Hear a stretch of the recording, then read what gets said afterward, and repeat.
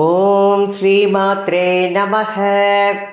அபிராமி அந்தாதியோட 71வது பாடல் இன்று அனுபவிக்க இருக்கின்றோம். போன பாடலில் கண்களிக்கும்படி கண்டு கொண்டேன்னு சொன்னார், கடம்பாடவையில் சொன்னார். முன்னால் என்ன சொன்னார்? கண்டு உள்ளத்திலும் கொண்டேன்னு சொன்னார் இல்லையா? கண்களிக்கும்படி கண்டு கொண்டேன்னு அம்பாளோட அழகு, எப்பேற்பட்ட அழகு, அவள் எப்படி இருந்தா அப்படின்ட்டுலாம் சொன்னார். வீணையும் கையும் பயோதரமும்னு சொல்லி பச்சை வண்ணமுமாகி மதங்கள் குல பெண்களில் தோன்றிய எம்பெருமாட்டி தன் பேரழகுன்னர். அழகுன்னு சொல்லும் போது ஒரு பெண்ணோட அழகை ஒருத்தர் புகழ்ந்து சொல்வதுங்கிறது அது முறை கிடையாது. சாஸ்திரங்களே அதான் சொல்றது. ஒரு பெண்ணை அழகை புகழ்ந்து அடுத்த ஆண்கள் சொல்லவே கூடாது. கணவனுக்கு மட்டும்தான் அந்த உரிமை உண்டுன்னு சொல்லுவா. அதனால அப்பா கூட பெண்ணை பற்றி தன் பொண்ணு ரொம்ப அழகாக இருக்கான்னு சொல்லக்கூடாது. மனைவி அழகை மனசுக்குள்ளே வச்சுதான் பண்ணணும் அப்படிங்கிற. ஆனால் அம்பாள் எப்பேற்பட்ட இது அப்படின்னு சொல்லும்போது பார்க்குறோம்னா, இதில் என்ன சொல்கிறார்? அபிராமி அழகு பிரவாகம் எப்படி சொல்கிறாருன்னா, அவளுடைய குண சௌந்தரியங்கள், அகத்தின் அழகு முகத்தில் தெரியும்னு சொல்லுவா. அப்போ அந்த அழகுங்கிறது என்னதுன்னா, மனசில் நல்ல எண்ணங்கள் இருக்கும்போது முகம் பிரகாசிக்கும் இல்லையா? அந்த அழகு, அந்த குண சௌந்தரியங்கள், அதைத்தான் அம்பாளை சொல்கிறார் அழகு அப்படின்னு சொல்லிட்டு. ஏன்னா யாருக்கும் அந்த உரிமை கிடையாதுன்னு சொல்லும்போது எப்படி அபிராமி பற்ற அம்பாளுடைய எந்த அழகை சொல்லியிருப்பார் அப்படின்னா, அவளுடைய அந்த குண சௌந்தரியங்கள், அழகு, எப்பேற்பட்ட அழகுன்னு அம்பாள் அதை வேற இதில் சொல்லாமல் ஒரு குழந்தைய தாய் புகழ்ந்து சொல்கிற மாதிரி அப்படி ஒரு அழகோட சொல்லியிருக்க. தன்னை குழந்தையா பாவிச்சு தன்னோட அம்மாவை சொல்கிற மாதிரி அந்த ஒரு அழகை சொல்கிற. இதில் நம்ம அனுபவிக்கலாம். அழகுக்கு ஒருவரும் ஒவ்வாத வள்ளி, அருமறைகள் பழகி சிவந்த பாதாம் புயத்தாள், பனி மாமதியின் குழவி திருமுடி கோமள யாமளை கொம்பிருக்க, இழவுற்று நின்ற நெஞ்சே இறங்கேல் உனக்கு என் குறையே அப்படின்னு கேட்கிறேன். அழகுக்கு ஒருவரும் ஒவ்வாத வள்ளி, அருமறைகள் பழகி சிவந்த பாதாம் புயத்தாள், பனிமாமதியின் குழவி திருமுடி கோமள யாமளை கொம்பிருக்க, இழவுற்று நின்று நெஞ்சே இறங்கேல் உனக்கு என் குறையே அப்படின்னு கேட்கிறார்.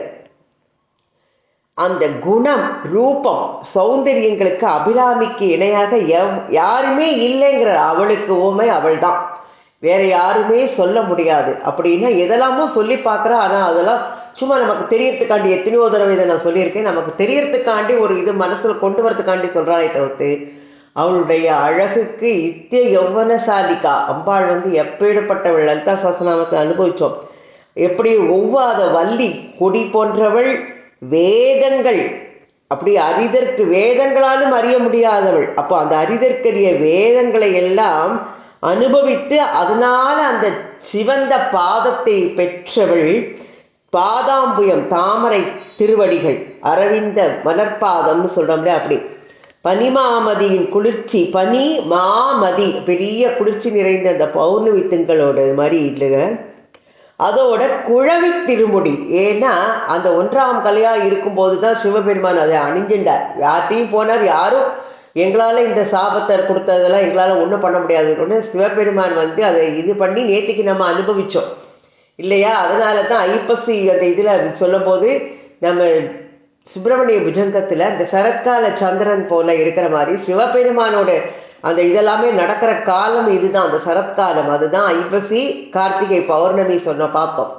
அப்போ அப்பேற்பட்ட அந்த மன்னித்து அவருடைய இதை திருமுடியிலே தனித்து கொண்டவர். அந்த இது குழவி திருமுடி, பிறந்த குழந்தை மாதிரி. சந்திரன் 16 கலைகளோட பூர்ண பிரகாசமாக இருக்கக்கூடியவன் தேய்ந்து தேய்ந்து தேய்ந்து சாபம் கொடுத்ததுனால அதை ஒரு கலையோட இருந்தானா அதைத்தான் எடுத்து சிவபெருமான் நெற்றியில சூடிண்டாருங்கிறதுனால குழவி திருமுடி கோமள யாமளை கொம்பிருக்க அந்த குழந்தை. அதே மாதிரி யாமளா ஆசமத்தின் அவள் படர உதவும் கொழு, அப்படியே கொழு கொம்பு. யாரு? ஒரு கொடிக்கு ஒரு கொம்பு இருந்தால்தான் அதனால படர்ந்து சுற்றி நல்ல விதமாக இது பண்ண முடியும், இல்லாட்டக்க அந்த கொடி இதாக போயிடும். அதனால அப்படிப்பட்ட கொம்பானவள். அப்படி இழவுற்று நின்றிருந்தே அவள் இருக்கும்போது உனக்கு ஏன் கவலைப்படுற மனசே, நீ உனக்கு கவலைப்படாதேன்னு தன் மனசுக்கு அவர் உனக்கு குறைபாடு கிடையாதுன்னு தன் மனசையே அவர் சொல்கிறார். இப்போ நம்ம அனுபவிக்கலாம். அழகுக்கு ஒருவரும் ஒவ்வாத வள்ளி அப்படின்னு சொல்லும்போது அம்பாள் அது ரூப சௌந்தரியம், குண சௌந்தரியம். அதுக்கு அவளுக்கு நிகர் இல்லை, அவளுக்கு மேலானவர் யாருமே கிடையாது.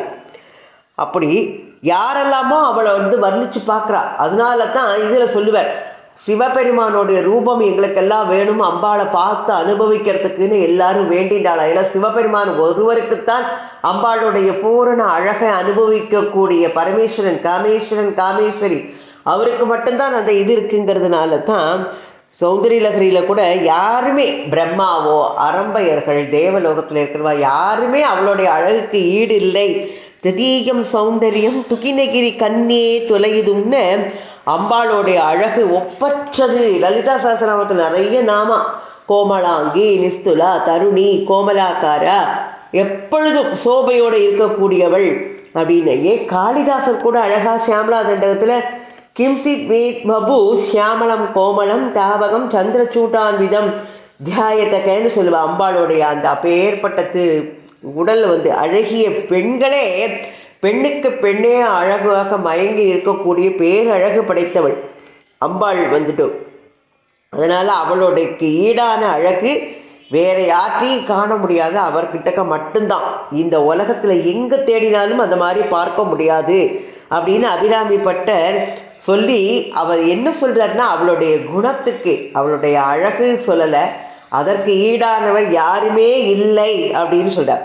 ஏன்னா இந்த உடல் அழகு நம்மளுடைய பார்க்குறோம், இந்த உடல் அழகுங்கிறது இப்போ இருக்கக்கூடியது. இன்னும் காலம் போகும்போது வயதாகும் போது சொல்லுவார், கீதையில் சொல்கிற மாதிரி இந்த உடல் அழகு ஆத்மாவுக்கு அழிவிலே உடலுக்கு அழிவு உண்டுன்னு சொல்கிற மாதிரி இந்த உடல் அழகுனால யாருக்கும் ஒரு இதுவுமே இல்லை. அதனால தான் அழகுக்கு ஒருவரும் உபாத வள்ளியாக அம்பாளை சொல்கிறார். நம்ம அவளுடைய அழகுக்கு யாரையும் ஈடையே சொல்ல முடியாது அப்படின்னு சொல்கிற மாதிரி நம்ம அழகுன்னு எதை நினச்சிட்டு இருக்கோம், ரொம்ப அழகாக இருக்கிறதா? இல்லை.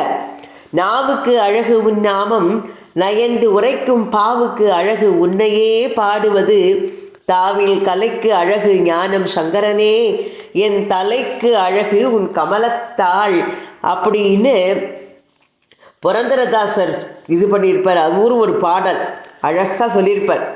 ನಾಲಿಕೆ ಭೂಷಣ ನಾರಾಯಣ ನಾಮ ಕಾಲಿಕೆ ಭೂಷಣ ಕ್ಷೇತ್ರ ಯಾತ್ರಗಳು ಆಲಯಕ್ಕೆ ಭೂಷಣ ತುಳಸಿ பிருந்தாவனவு விஷால கர்ணகே பூனா விஷ்ணு கதையுகுன்னு அப்படி சொல்லிகிட்டே போவார். அது மாதிரி பெண்களுக்குன்னு ஒரு அழகு நிறைய ஔவையார் உண்டி சுருங்கல் பெண்டிற்கழகு, பெண்களுக்கழகு பேசாதிருத்தல், குலமகட்கழகு கொழுநரை பேணுதல்னு சொல்கிற மாதிரி அழகு அப்படிங்கிறதுக்கு இலக்கணம் வேறு. அந்த அழகுன்னு நம்ம நினச்சிட்டு இருக்கோம், அழகாக இருக்கிற ஒரு பூ அழகாக இருக்குது பார்க்குறதுக்கு, அதெல்லாம் ஆனால் காலம்புரை பூக்கிறது சாயங்காலமானால் வாடி உதிர்ந்துடும். அப்போது அந்த அழகுங்கிறது நமக்கு தெரியறது, அதுவே எடுத்துக்காட்டாது. அந்த அழகுங்கிறது நிலையாமையை காட்டுறது. அப்போது அழகுங்கிறது எது, என்ன இலக்கணம் அப்படின்னா ஒவ்வொரு அழகுக்கு ஒவ்வொரு இது சொல்கிறா. அம்பாளுக்கு அதிகர்வித்தான நம்ம லலிதா சஹஸ்ரநாமத்தில் ஒரு நாம அனுபவிச்சிருக்கோம். ஏன் அதிகர்வித்தா, அவள் ஏன் ரொம்ப கர்வமாக இருக்கா, கர்வங்கிறது கூடாது அப்படின்னு சொன்னால் ஏன் அவள் அப்படி அதிகர்வித்தான்னு சொல்லும்போது ஏன் எப்படி சொல்லலாம் அப்படின்னு சொன்னால், அம்பாள் எப்படின்னா யாருமே தன்னை போல இருக்க முடியாதுன்னு அவளுக்கு ரொம்ப கர்வமாக. ஏன் நம்ம எப்படி பார்க்குறோம் இந்த காலத்தில் பெண்கள்லாம் பார்க்குறோம், எனக்கு கணவன்னா அப்படி இருக்கணும், இப்படி இருக்கணும், அதாக இருக்கணும், அந்த சினிமா ஸ்டார் மாதிரி இருக்கணும், இவ்வளோ சம்பாதிக்கணும், இது இருக்கணும், அது இருக்கணும்ட்டு. ஆனால் அம்பாளுடைய கணவன் யார், சிவபெருமானுக்கு என்ன இது, அவருக்கு ராஜராஜேஸ்வரி அம்பாள் மலையரசனோட மகள் இல்லையா, எப்பேற்பட்ட ராணி அவள் ஆனால் அவருடைய கணவன் யார், சுடுகாடு வசிக்கிறவன், புலித்தோல் ஆடை, அப்புறம் ஆலகால விஷத்தை சொல்கிற பூணுவது என்ன பண்ணிட்டுருக்காரு, ஆடை ஒவ்வொன்றும் ஒவ்வொரு விதமாக பண்ணிட்டுருக்காரு. இப்படிப்பட்ட அழகர் இவள் அழகி, அப்படிப்பட்டவரோடு அவள் கொடுத்தல் நடத்தி அம்பாளை வச்சுட்டுருக்கான்னு. அப்போ அவளுக்கு நான் அவரோட ரொம்ப சந்தோஷமாக இருக்கலாம். அதனால் அதிகர்வித்தான்னு சொல்கிறேன், அந்த அதிக கர்வமுடையவளாக அதிகர்விதாவாக இருக்கின்றாளாம் அம்பாள். இது ஒரு அழகுங்கிறது அப்போ சிவபெருமான் ஆலகால விஷத்தை உண்ட போனது கூட என்ன சொன்ன, அம்பாள் வந்து சிவனுக்கு அதனால ஆபத்து ஏற்படக்கூடாதுன்னு ஆதிசங்கர பகவத் பாதாள் சௌந்தரியலகரியில் சொல்வது சுதாமபி ஆஸ்வாத்திய பிரதிபய ஜராமிருத்தி ஹரிணி விபத்தியந்தே விஸ்வே விதிசத மகாத்யாதி விசதக கராலம் யஸ்வேலம் கபலிதவதக காலகலனா நசம்போகோ தன்மூலம் தவஜனனி தாடங்க மகிமா. அவனுடைய இதனால தான்ப்பா அவர் வந்து அவ்வளவு இதா இருக்காரு அப்படின்னு சொல்லுவா சௌந்தரிய லகரியில. அருந்திய நஞ்சு அமுதாக்கிய அம்பிகைன்னு இவர் சொன்னார். அபிராமி பட்டர் நம்ம அனுபவிச்சோம், 5வது அந்தாதியில பார்த்தோம் இதை வந்துட்டு. அப்போ அழகு அப்படின்னு சொல்லும்போது எது அப்படின்னு சொல்லணும்னா, நம்ம வந்து பராசக்தி அவள் கழுத்தில் அணிந்துள்ள அந்த மாங்கல்யம் அவளுடைய தாடங்கத்தோட மகிமையினால தான் அவள் கணவனையே வாழ வச்சாள்னு இவர் சொன்னார் ஆதிசங்கர பகவத் பார்த்தாள். அதனால தான் அம்பாள் அவள் வந்து ரொம்ப இதாக இருக்கக்கூடியவள். நம்ம பார்த்துருக்கோம் ஏற்கனவே லக்ஷ்மியை கூட நான் செல்வம் படைத்தவள் போது லக்ஷ்மி அதிபதியாக இருக்கிறான்பா. நாவில கலைநயம் இருக்கும்போது நாவில சரஸ்வதி விளையாடுறான்பா. ஆனால் அம்பாளை சொல்லும் போது அவள் பதிவிரதா சிரோன்மணி அம்பாள் வந்துட்டு. அதனால குலமகளுக்கு அழகு கொழுநரை பேணுதல்னு தன்னுடைய தன்னுடைய அழகை கருத்துல கொள்ளாம சிவபெருமானோட பாதி உடலை எடுத்துட்டு உடலோடு உடல் ஒட்டி வாழ்ந்து அவருடைய பிராணம் நிலைத்திருக்கும்படி செய்த அத்தகைய பாதிரத்திய அழகு. அதனால தான் அதுக்கு நிகராக இந்த உலகத்தில் எதையுமே சொல்ல முடியாதுங்கிறதுனால அழகுக்கு ஒருவரும் ஒவ்வாத வள்ளி அப்படின்னு அம்பாள். எல்லா அழகுக்கும் மூல அழகு அவள் தான். எதுனாலுமே எப்படி சொல்ல மாதிரி குட் இஸ் ஆல்வேஸ் பியூட்டிஃபுல் பா, எப்பொழுதும் இல்லையா அழகு. இப்போ நம்மளுக்கு எது ஒவ்வொருத்தருக்கும் பார்ப்பவர் கண்களில் ஒவ்வொரு வித அழகு தோணும். காண்பதில் அழகு, கேட்பதில் அழகு, சொல்வதில் அழகு, உண்பதில் அழகு, செய்கையில் அழகு, அவள் நடையப்பார் எப்படி இருக்கும்பா, உடுப்பதில் அழகு, இருப்பதில் அழகு, இறப்பது கூட ஒரு அழகுன்னு சொல்லுவாள். அப்போது இப்படிப்பட்ட பெரிய பெரிய இந்த சின்ன சின்ன அழகுகள் எல்லாம் பெரிய அழகு சௌந்தரிய லகரியாக அம்பாள் இருப்பவள். ஏன்னா ஆதிசங்கர பகவத் பாதாலே அம்பாள் அவ்வளவு அதான் சொல்கிறார். அந்த உடல் அழகுங்கிறது நம்மளுக்கு வந்து மாறக்கூடிய தன்மை எல்லாருக்கும் தெரியும். நம்ம இந்த இப்போ இருக்கிற இது கொஞ்சம் கொஞ்சமாக மாறிட்டு இருக்கோம், விகாரம் அடையக்கூடியது நம்மளுடைய உடம்பெல்லாம். ஆனால் அவளுடைய அழகு நித்திய யௌவனசாலிகா, என்றும் மாறாமல் இருக்கக்கூடியவள், மறையக்கூடியதும் இல்லை. அவள் இப்போ எப்படி இருக்காளோ பானக்கான புதுவிதமாக தோற்றமளிப்பாள். நவயவனா அப்படின்ட்டு சொல்வாள். புதுவிதமாக, நவம்னா புதுவித யவனமாக காட்சி கொடுக்கக்கூடியவள் அவள் வந்துட்டு. அதனால அவளுடைய அழகு சொல்லுவா. அழகு எங்கெல்லாம் இருக்கோ அங்கெல்லாம் அம்பாளோட இருப்பிடம்னு பார்த்துருக்கோம் நம்ம. அதனால எது எது ஸ்ரீ லக்ஷ்மி உள்ளதாக இருக்கின்றதோ அங்கெல்லாம் நான் இருக்கிறேன்னு பகவத்கீதையில கண்ணன் சொன்ன மாதிரி எத்தியத் விபூதிமத் சத்வம் ஸ்ரீமத் ஊர்ஜிதம் டவா தத்ததேவாவ கச்சத்வம் மம தேஜோம்ச சம்பவம்னு கீதையில சொன்ன. அழுக்கு நீங்கிடுத்துனா அழகு வந்துடும் இல்லையா? நம்மளுக்கு எல்லாம் அழுக்கு, மனசுல உள்ள அழுக்கு நீங்கிடுத்துனா அழகு முகத்தில் தன்னால வந்துடும். அதனால தான் இதில் என்ன சொல்றார், அன்னை அழகு வந்து திகட்டாத ஆனந்தத்தை தரக்கூடியது அப்படின்னு சொல்றாரு. ஏன்னா சில நம்மளுடைய அழகுல ஆபத்தை விளைவிக்கக்கூடிய அழகு. அதனால அழகு அப்படின்னு சொல்லும் போது அதில் ஆபத்தும் இருக்கும். இப்போ உள்ள அழகு நம்ம பச்சை பசேல்னு ஒரு மலைத்தாங்க பார்க்குறோம்னா போயாச்சுன்னா பள்ளம் அப்படியே உருண்டுரும். அதனால அருவி அழகாக இருக்கும், அதுக்காண்டி போய் அங்கேயே போய் இது பண்ணி வெளியிலேருந்து பார்க்கலாம், ரசிக்கலாம், அவ்வளோதான். அதனால தான் அம்பாளுடைய அழகு இதில் இருந்தால் வேறுபட்டதாக அவளை பழகுவதற்கோ அணுகுவதற்கோ அனுபவிப்பதற்கோ ஆனந்தம் மிகுந்தது. தனோதுட்சேமம் தவவதன சௌந்தர்ய லகரின்னு சொன்ன. அப்படி சௌந்தர்ய லகரியில் அம்பாளோட இது அழகை பற்றி 44வது ஸ்லோகத்தில் ஆதிசங்கர பகவத் பார்த்தாள். எங்கள் அனைத்து க்ஷேமங்கள், எங்களுக்கு அனைத்து விதமான க்ஷேமங்களையும் அளிக்கக்கூடியது அப்படின்னு சௌந்தர்ய லகரி அப்படின்னு சொல்லியிருப்பார் அவர் வந்துட்டு. இந்த உலக அழகு பசியை உண்டாக்கக்கூடியது, அம்பாளுடைய அழகு பசியை நீக்கக்கூடியது. அதனால தான் அம்பாள் ஒருவள் தான் அக அழகும் புற அழகும் கொண்டவளாக 2 அழகும் ஒருங்கே அமைந்த பேரழகாக இருக்கின்றாள்னு சொல்றார் வந்துட்டு. அடுத்தது அருமறைகள் பழகிச்சு வந்த பாதாம்புயத்தாள் அப்படின்னு சொல்றார். ஏன் அருமறைகள் பழகி சிவந்த பாதாம்புயம்? அம்பாளுடைய திருவடி நம்ம பார்ப்போம், சில பேருக்கு ஒவ்வொன்றுக்கும் ஒவ்வொரு நாளும் சிவக்கும். அம்பாளுடைய பாதம் ஏற்கனவே சிவந்தது, இன்னும் அருமறைகள்னால பழகி சிவந்த பாதம் போயிருக்கிறார். நம்மளுக்கு கோதற்கு பார்த்தோம்னா கோபம் வந்தால் கண்ணு சிவக்கும், அடித்தோம்னா அந்த இடத்துல கலராக இருந்தாலும் சிவப்பாக இருக்கும் இல்லையா? அப்படி சிவப்பு இல்லை. இவளுடைய திருவடிகள் மெல்லியதானவை, மென்மையிலும் மென்மையானவை, இயற்கையாகவே சிவந்த நிறம். அப்படிப்பட்ட திருவடிகள் எப்படியாம் அருமறைகள் பழகி மறைகள் வேதங்களோட மலர் சோலைகளில் அவளுடைய திருவடிகள் உலாவுவதனால அந்த மறைகளையே சிலம்புகளாக அணிந்து இருக்கின்றாளா அம்பாள். அப்படி அது இது பண்ணியிருக்கும் போது இன்னும் கொஞ்சம் சிவந்து காணப்படுகின்றது அப்படின்னு சொல்றார். ஏன்னா மணிவாசகர் கீர்த்தி திருவகல்ல தில்லை மூதூர் ஆடிய திருவடி அப்படின்னு 146 வரியில திருவடி பெருமையை பற்றி சொல்லியிருப்பா. அம்பாள் ஒரு அடி, அது மூக பஞ்சசதியில 100 இது மூக கவி பாடியிருக்கார். அம்பாள் இதுக்கு பாதார விந்த சதகம்னே பாடியிருக்கார். இன்னும் பார்த்தோம்னா வைஷ்ணவத்துல தேசிக வேதாந்த தேசிக மகா பிரபு என்ன பண்ணியிருக்கார், 1000 ஸ்லோகங்கள் பாதுகா சகசரம்னு அவருடைய பாதுகையை பற்றி பாடி. அதனால திருவடிகள் அப்படின்ட்டு வேதமே கால் சிலம்பாக பற்றி கொண்டு ஒலிக்கின்றதா. அதனால வேத பரிபுரையேன்னு சொன்ன ஆரண நூப்புரம் சிலம்பும் அழகன் போற்றின்னு திருவிளையாடல் புராணத்தில் சொல்ற மாதிரி உபனிஷத்துக்கள் எல்லாம் அம்பாளுடைய பாதார விந்தங்களை அவளுடைய திருமுடியில் சிரசில் பூஷணமாக அணிந்துள்ளதுன்னு வசிஷ்டர் சொல்லுவார்.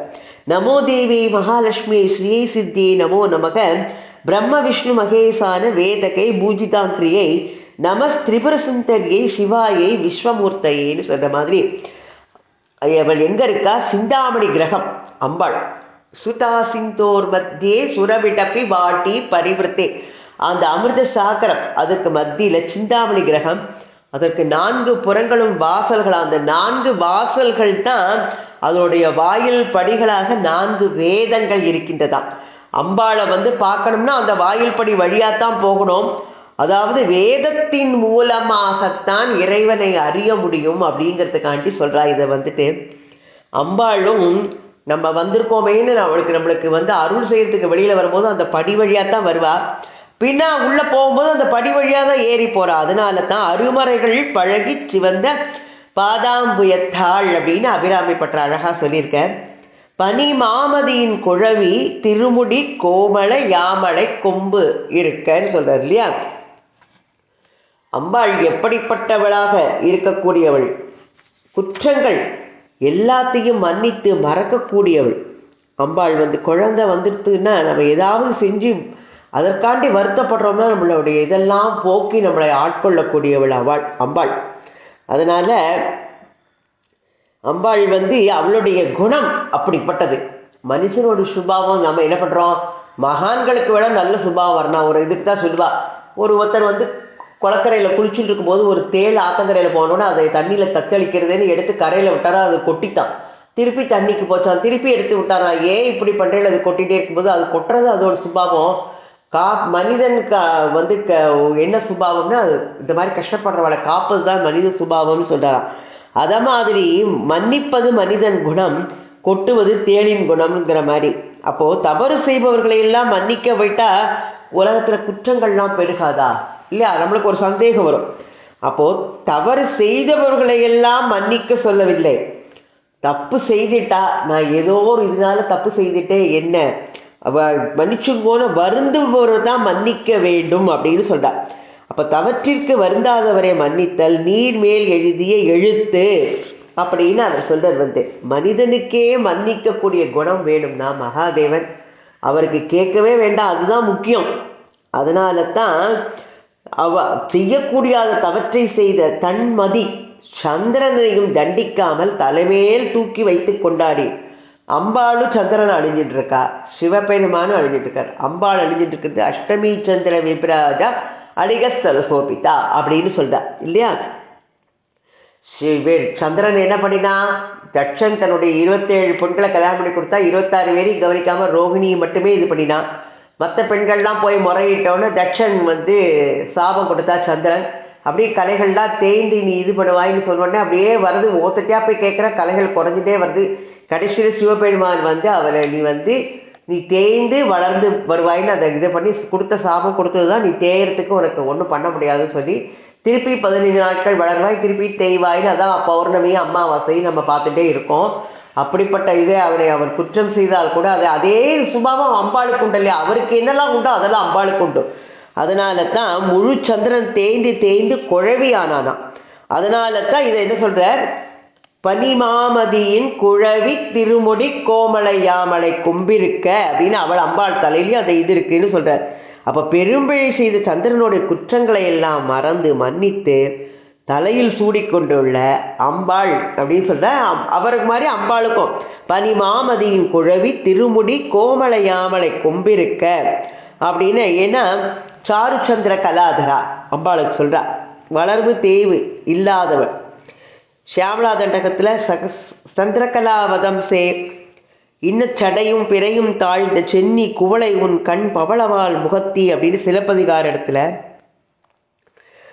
தக்கையாக பரணியில் பாடியிருக்கா. அம்பாளோட மென்மை அதான் கோமலை யாமலை கொம்பு அப்படின்னு சொல்ற. இதில் தான் நம்ம பார்த்தோம், காளிதாசன் கலையை தலையில் அணிந்த உனது அழகு பொழியும் மென்மையான ரூபத்தை தியானிப்பவர்களுக்கு எதுதான் கிடைக்காதுன்னு சியாமலா தண்டத்தில் சொன்னார்னு நம்ம அனுபவித்தோம். அம்பாளுடைய ஒவ்வொரு அங்கமுமே ஒவ்வொரு மலர், அதனால மலர்களை தாங்கும் கொம்பு அப்படின்னு சொல்லும்போது நம்மளுடைய ஜீவன்கிறது ஒரு கொடி. அந்த கொடி படர்வதற்கான கொம்பாக அவள் இருக்கின்றாள். கொடி படர்வதற்கு ஒரு கொம்பு வேணும் இல்லையா? கொம்பு. இப்போ கொம்பின்றி கொடி படராது. கொம்பு இல்லா கொடி வெம்பி என்ன போயிடும், அப்படியே வாதி வதங்கி போயிடும். அதைத்தான் அடியவர்களுடைய கொடி சுற்றி படரும் கொம்பாக அவள் இருக்கின்றாள். யாமலை கோமளவே அப்படின்னு சொல்லி இழுக்க இப்படிப்பட்டவளாக நீ இருக்கும்போது இழவுற்று நின்ற நெஞ்சே இறங்கேல் உனக்கு என் குறையே அப்படின்னு சொல்ற. அப்போ இப்பேற்பட்ட வேதங்களை அறிய முடியாத வேதங்களெல்லாம் அருமறையே போற்றும் திருவடி பேற்றின் உனக்கு இருக்கு. அப்போ கருணை என்னும் பேரழகு என குற்றங்கள் செய்த சந்திரனை கூட மன்னித்து நீ முடியில் சூட்டி கொண்டாயே. அப்படிப்பட்ட இருக்கும்போது இவள் துணையா இருக்கும்போது குற்றங்கள் செய்தாலும் கூட ஏற்கின்றாளே, அப்ப இருக்கும்போது உனக்கு என்ன நீ மனசுல கவலைப்படலாமா அப்படின்னு தன்னுடைய நெஞ்சத்தை பார்த்து அபிராமி பட்டர் கேட்கிறார். அதனால தான் அப்ப இல்லாமல் வருந்துவது நியாயம், இருக்கின்ற போது வருந்துவது வருந்தலாமா, அது ரொம்ப அந்நியாயம்ங்கிறார். அதனால நமக்கு இந்த உலகத்துல நம்ம அல்லல் படுறதுக்கு காரணம் நம்மளுடைய முன்வினை பயன், கர்ம வினை. அதனால தான் அனுபவிக்க ஒன்று வருத்தப்படுறதுக்கு ஒன்று இருக்கணும், இருந்து அனுபவிக்காம இருக்கணும், மனம் இல்லாமல் கஞ்சத்தனமா இல்லை அனுபவிக்க முடியாத நிலை இல்லையா? அப்போ பசிக்கு நமக்கு பசிக்கிறது, இன்னொருத்த போய் கையேந்தி நம்ம உணவை வாங்கி ஆசித்து உண்பது, அது நம்மளுக்கு நம்ம செய்த கர்ம வினையோட பலன், பிராரப்த கர்மா. ஆனால் சில பேருக்கு என்ன ஆகும், நிறைய பணம் இருக்கும் ஆனாலும் சாப்பிட்றதுக்கு மனசு வராது. புதையல் பூதம் காத்த புதையல் அப்படிங்கிற மாதிரி அப்படி வச்சுட்டு இருப்பா. இல்லை நம்மளுக்கு ஏதாவது நிறைய செல்வம் இருக்கும், சுகர், அதை சாப்பிடாதே இதை சாப்பிடாதேன்பா. பணம் இருந்தாலும் உண்ண முடியாத நிலை வியாதினால. அப்படி எல்லாம் இழந்த நிலை ஏற்பட்டால் கூட அபிராமி அன்னை துணை இருக்கும் போது இந்த தளர்ந்த நிலை வரவே கூடாது அப்படின்னு சொல்றார் அவர் வந்துட்டு. ஏன்னா சாரமில்லா சம்சார கடல் தாண்டி விடலாம்னு சொல்ற மாதிரி இந்த சம்சாரத்துல விசாரம் தான். பட்டினத்தார் சொல்ற மாதிரி அன்ன விசாரம் அதுவே விசாரம், அது ஒழிந்தால் சொன்ன விசாரம் தொலையா விசாரம், நல் தோகையரை பந்த விசாரம் பலகால் விசாரம். இப்பாவி நெஞ்சுக்கு என்ன விசாரம் வைத்தாய் இறைவா கச்சி ஏகம்பனேன்னு பட்டினத்தார் சொல்ற மாதிரி அபிராமி பற்ற அபிராமி பதிகத்தில் என்ன அழகா சொன்னார், நம்ம அனுபவிச்சோமே. மிகையும் துரத்த வெம்பிணியும் துரத்த வெகுளியானதும் துரத்த மிடியும் துரத்த நரை திரையும் துரத்த நனி வேதனைகளும் துரத்த பகையும் துரத்த வஞ்சனையும் துரத்த முப்பசி என்பதும் துரத்த பாவம் துரத்த அதிமோகம் துரத்த மல பவ காரியமும் துரத்த நகையும் துரத்த ஊழ் வினையும் துரத்த முழு நாளும் துரத்த வெகுவாய் நா வறண்டோடி இருக்கால் தளர்ந்திடும் என்னை நமனும் துரத்துவானோ அகில உலகங்கட்கும் ஆதாரமே கூறும் ஆதி கடவுரின் வாழ்வே அமுதீசர் வழிபாக மகளாத சுகபாணி அருள்வாமி அபிராமியேன்னு சொன்ன. அப்போ என்னதுன்னா எதையும் இழந்தால் கூட பஞ்சபாண்டவர்கள் எல்லாத்தையும் இழந்தா கூட மனசுல ஒரு கவலைப்படலை. ஏன்னா அவருக்கு பகவான் துணை இல்லை. பகவான் துணை இருக்கும்போது if God be with us who can be against us. Gandhiji சொல்லுவார், if God be with us who can be against us, இல்லையா? அதை மாதிரி கடவுள் நம்மளுக்கு என்ன சொல்லுவோம், ஒரு வசனத்தை கூட சொல்லுவார், கடவுள் நம்மளுக்கு கொடுக்கணும்னு நினச்சிட்டாருன்னா யாராலையும் தடுக்க முடியாது. அவர் வேண்டான்னு நினச்சிட்டாருன்னா யார் நம்மளுக்கு கொடுக்கணும்னு நினச்சாலும் அது நடக்காது. அதனால தான் நிறைய செல்வம் இருந்தால் கூட இதெல்லாம் காணாதே, இருக்கிறது கிடைச்சதேன்னு நினைக்கிறது இல்லை. இன்னும் அவா கொடுக்கலையே, இவா கொடுக்கலையே, அவா அப்படி இருக்காளேன்னு நினச்சி நினச்சி தனக்கு இருக்கிற ரூபாயும் அனுபவிக்காம போயிடுவோம். அது மாதிரி இப்படிப்பட்ட அறிவிலி போல மனிதர்களில் சிலர் எல்லா வசதிகள் இருந்தாலும் கூட வருந்தி வருந்தி வாடுவார்கள். அதனால தான் நமக்கு மனசு தான் காரணம், மனக்கவலை அப்படின்னு. ஏன்னா எனக்கு என்ன மனக்கவலை, என் தாய் நீ இருக்கன்னு சொல்லும் போது அதை மாதிரி நம்மளுக்கு தாய் இருக்கா, நமக்கு என்ன மனக்கவலை வேணும்னு நம்ம நினைக்கணும். நமக்கு எத்தனைலாமோ இருக்கு, நம்மளை விட கீழானவனை பார்த்து நம்மளுக்கு பகவான் இவ்வளவு கொடுத்துருக்காரேன்னு மனசுக்குள்ள நம்ம சந்தோஷப்படணும். நம்மளோட மேலானவனை பார்த்துட்டு மனசு இப்படி பொறுமை போகிறத விட அவனுக்கு அப்படி இருக்கே, நமக்கு பகவான் நம்மளை எப்படி வச்சிருக்காருன்னு மனசுல நினைச்சு சந்தோஷப்படணும். அப்போ திருப்தி அப்படிங்கிற செல்வம் தான், அதற்கு ஈடான பெரும் செல்வம் இந்த உலகத்துல எதுவுமே கிடையாது அப்படின்னு சொல்ற. திருப்தியான மனநிலை அரச பதவியை விட உயர்ந்தது அப்படிங்கிற. ஏழையா இருப்பான், அவன் மனசுல இருக்கிற சந்தோஷமும் நிம்மதியும் தூக்கமும், மற்றவன் பணம் வச்சுட்டு இருக்கிறவன் பஞ்சு மெத்தை பட்டு இது இருக்கும் எல்லாம் இருக்கும், ஆனால் தூக்கம் வராது. ஏழை குடிசையில் இருப்பான், அவன் பாட்டு இது பண்ணுவான். அதான் அந்த சொல்லுவா, நிலா காற்று அடிக்கும், அது ஏழை குடிசையில் பார்க்கறது இல்லை, மாளிகையில் பார்க்கறது இல்லை. நிலாவோட ஒளி அடிக்கிறது, ஏழை குடிசைன்னு வெளிச்சம் தர மாட்டேன், பணக்கார வீட்டுக்கு தருவேன் சொல்றதா இல்லை. அப்போ ஏழ்மை நிலையில் இருந்தாலும் திருப்தியோட இருக்கணும், அவன் தான் செல்வச்சீமான் அப்படிங்கிற. He who is content in his poverty is wonderfully rich அப்படின்னு சொல்ற ஒரு இதுல, அந்த ஆங்கில பழமொழி மாதிரி. அப்படிப்பட்ட மன நிறைவோட அதற்கு ஈடான செல்வத்திற்கு ஈடான பெரும் செல்வம் எது? திருப்தி அப்படிங்கிற, அதை விட வேறு கிடையாதுன்னு.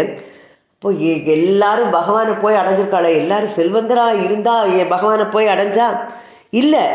அவர்களுக்கெல்லாம் கையில எந்த விதமான இதுவும் சேர்த்து வைக்கிறது இல்லை. இல்லாட்டால் கூட எல்லாரும் மனசு நிறைவோட பகவானை வச்சுன்றதுனால அவளுக்கு மற்ற செல்வம் இருக்கிறது இல்லைங்கிற பற்றி கவலையே இல்லை. ஏன்னா அவர்கள்லாம் இறைவனை உறவாக்கி கொண்டதுனால அவர்களுக்கு இந்த இல்லாமை என்பது திருப்தியோடு இருந்தா.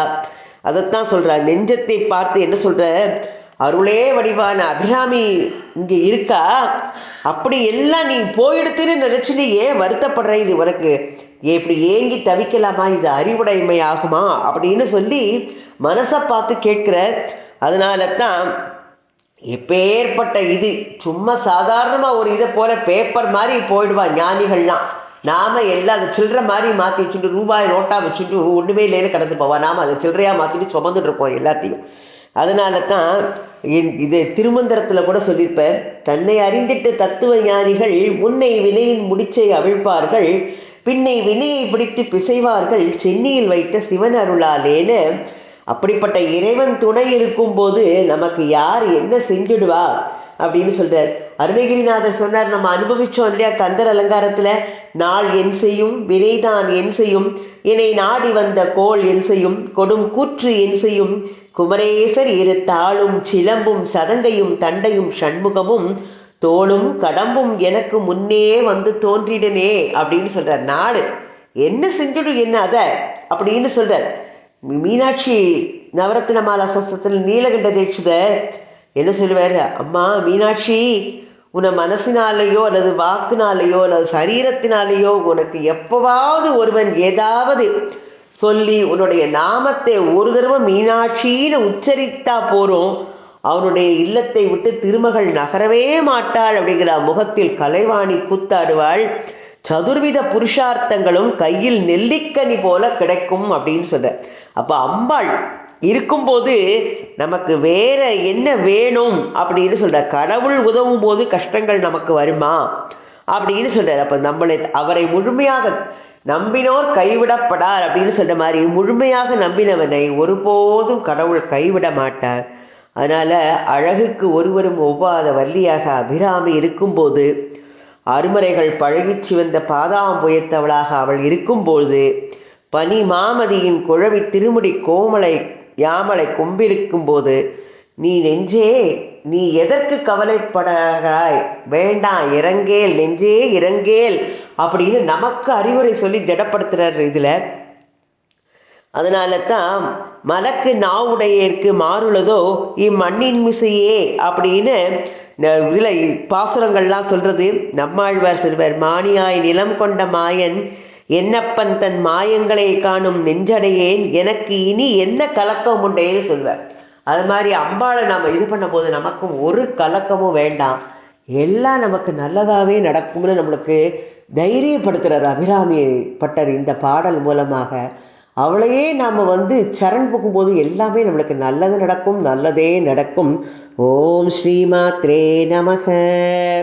அபிராமி அன்னை திருவடிகளே சரணம் சரணம். அபிராமி அன்னைக்கு ஜெய்.